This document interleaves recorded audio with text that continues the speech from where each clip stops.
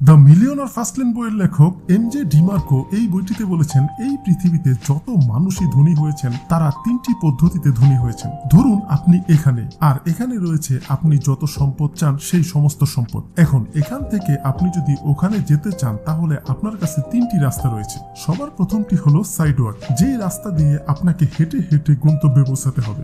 এর পরেরটি হচ্ছে স্লো লেন, যেখানে আপনার স্পিড লিমিট থাকবে 30 কিলোমিটার পার আওয়ার। আর সবার শেষেরটি হচ্ছে ফাস্ট লেন, যেখানে আপনি আনলিমিটেড স্পিডে যত দ্রুত ইচ্ছে গন্তব্যে পৌঁছাতে পারবেন। তো এখন আপনি কোন রাস্তা দিয়ে গন্তব্যে পৌঁছাতে চাইবেন? আমরা সবাই জানি আমরা কোন রাস্তা দিয়ে গন্তব্যে পৌঁছাতে চাইবো, কিন্তু তার আগে আমি আপনাদের সাথে এটি একটু ক্লিয়ার করতে চাই এই প্রতিটি রাস্তার মানে কি। তো প্রথম রাস্তাটি হচ্ছে সাইডওয়াক। বেশিরভাগ লোয়ার মিডল ক্লাস লোকেরা এখানেই থাকেন।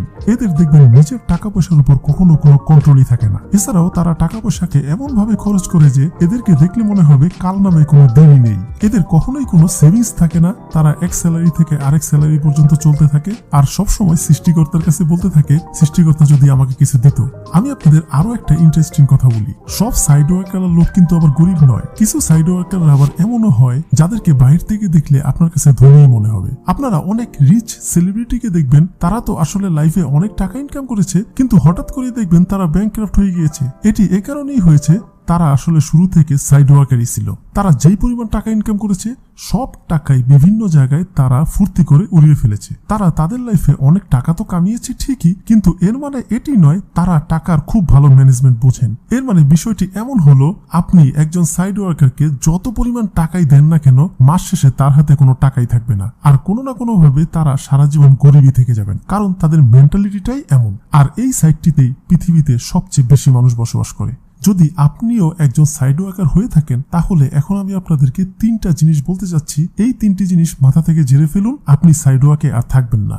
সবার প্রথম যে জিনিসটি মাথা থেকে ঝেড়ে ফেলে দিতে হবে সেটি হচ্ছে লাক আমাকে ধনী করে দিবে।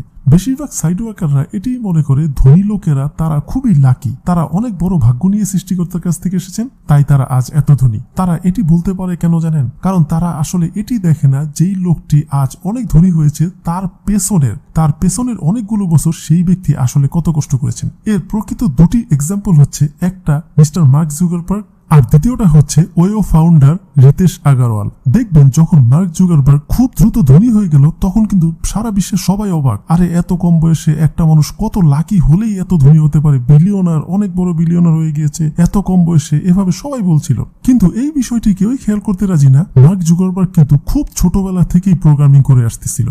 ঠিক একই সিচুয়েশন রিতেশ আগারওয়ালের। সেও বিলিয়নার হওয়ার আগে প্রচুর পরিমাণ পরিশ্রম করেছে, সেগুলো আপনারা অনলাইনে ঘাটাঘাটি করলেই পাবেন। কিন্তু সে যখন বিলিয়নার হয়ে গেল তখন সবাই তো অবাক, সবাই তো বলল তার অনেক বড় লাক। যাই হোক, সকল সাইড ওয়ার্কাররাই ধনীদের এভাবে করেই ভাবে তারা অনেক বেশি লাকি। এই লাকিটি বলে সে নিজের উপর থেকে চাপ কমিয়ে নেয়। সে আসলে নিজেকে একটা আজে বাজে বুঝ দিয়ে নিজেকে ভাবায়, না আমার কোনো দোষ নেই, তাদের লাক আছে আমার লাক নেই, তাই হয়তো আমি পারিনি। এরপর দ্বিতীয় যে জিনিসটি নিজের ব্রেন থেকে সম্পূর্ণ সরিয়ে ফেলতে হবে সেটি হচ্ছে, ধনী হওয়া কোনো ইভেন্ট নয়, এটি একটা প্রসেস। এটি শুধুমাত্র একটা টাইম পিরিয়ডের উপরই সম্ভব, এক নিমিষেই এটি কখনো হয় না। দেখুন, এই বিষয়টি কখনোই সম্ভব না।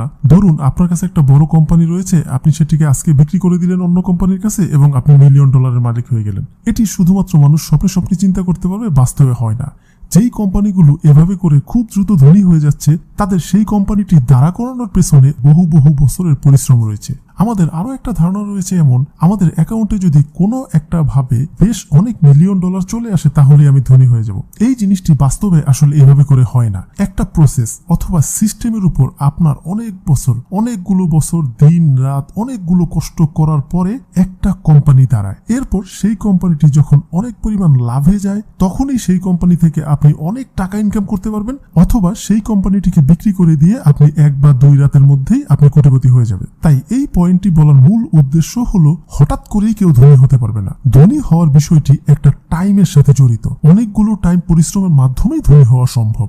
এরপর 3 নম্বর পয়েন্ট যেটি আপনার মাথায় রাখাই যাবে না সেটি হচ্ছে, অন্য কেউ আপনাকে ধনী হতে সাহায্য করবে অথবা অন্য কেউ আপনাকে ধনী করে দিবে। দেখুন, এই পৃথিবীতে হঠাৎ করে কেউ ধনী হতে পারবে না। ধরুন এরপরেও অনেক মানুষ কোটি টাকার লটারি জিতেও কিন্তু ধনী হয়, কিন্তু আপনি যদি অনলাইনে এগুলো ঘাটাঘাটি করেন তাহলে দেখবেন তারা এরপরে কয়েক বছরের মধ্যে এত গরিব হয়ে গিয়েছে যে আগের চেয়েও বেশি গরিব হয়ে গিয়েছে। আমি আপনাদের একটা সহজ এক্সাম্পল দিই। ধরুন একটা ভাঙ্গা বালতির মধ্যে, যেটির মধ্যে অনেকগুলো ফুটো রয়েছে, সেটিতে আপনি যত পরিমাণ পানি উপর থেকে ঢালেন না কেন সেটি দিন শেষে ফাঁকাই হয়ে যাবে। তো ঠিক এই জিনিসটি হয় আপনার টাকার সাথে। আপনার মাইন্ডসেট সেই বালতির মতো, যতক্ষণ পর্যন্ত আপনি আপনার ব্রেনের মাইন্ডসেটটিকে সঠিক না করবেন ততক্ষণ পর্যন্ত আপনার উপর যে যত টাকাই ঢালুক, আপনাকে যে যত টাকাই দেখ, আপনি দিন শেষে গরিব হয়েই যাবেন। তো অবশ্যই অন্যের হেল্পের আশায় বসে না থেকে নিজেকে নিজে স্ট্রং করার চেষ্টা করুন, নিজেকে নিজে ধনী বানানোর চেষ্টা করুন।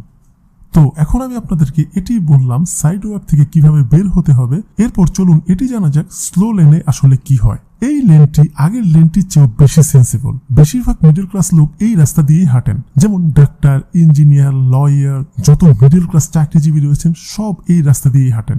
এই ধরনের লোক দেখবেন টাকা বাঁচায়, অতিরিক্ত টাকা খরচ করে না, অপ্রয়োজনীয় কোনো জিনিস কেনাকাটা করে না, তারা টাকাকে সঠিকভাবে জমায় এবং একটা সময় গিয়ে তারা ধনী হয়েই যায়। কিন্তু একটা সমস্যা হলো তাদের ধনী হতে হতে তাদের বয়স 50 থেকে 60 হয়ে যায়। হ্যাঁ, এই অপশনটি অবশ্যই একটা ভালো অপশন যদি আপনি আপনার লাইফে স্টেবিলিটি এবং সিকিউরিটি চান।